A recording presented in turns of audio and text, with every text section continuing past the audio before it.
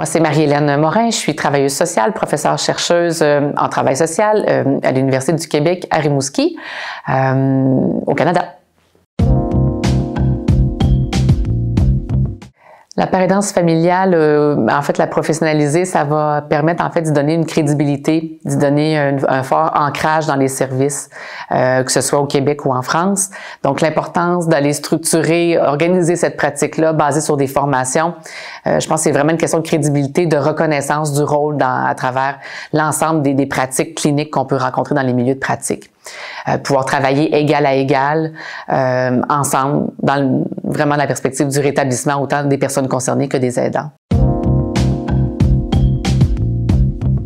Je pense que les bénéfices de la parrainance familiale, il faut les démontrer, c'est certain, par des travaux de recherche. Je suis chercheuse, donc je vais parler de recherche en disant que si on démontre par la preuve, par la recherche scientifique, basée sur les expériences vécues par les personnes parrainants de famille elles-mêmes, puis ensuite par celles qui les reçoivent, les services, c'est les personnes qui les côtoient également, les cliniciens qui les côtoient. Je pense que cette preuve par l'expérimentation scientifique va permettre de donner beaucoup de valeur en fait à cette pratique-là, de la faire connaître puis de la rendre encore une fois crédible. La parrainance famille ou la parrainance familiale, c'est vraiment quand une personne aidante utilise son vécu expérientiel d'avoir accompagné une personne concernée, une personne aidée dans son parcours en santé mentale. Donc, elle utilise cette expérience vécue-là pour soutenir des pairs, d'autres membres de l'entourage, d'autres parents, d'autres frères et sœurs, d'autres conjoints-conjointes dans ce parcours de rétablissement. Utilise son vécu pour en faire résonner, créer de l'espoir, entretenir cet espoir-là que ça va aller mieux, qu'il y a un rétablissement qui est possible.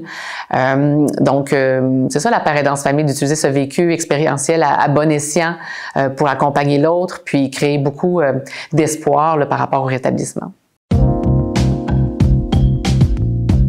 Dès qu'on veut faire des changements de pratique ou ajouter des nouveaux acteurs dans l'environnement des soins et services, c'est toujours vécu difficilement parce que on est habitué de faire les choses d'une manière.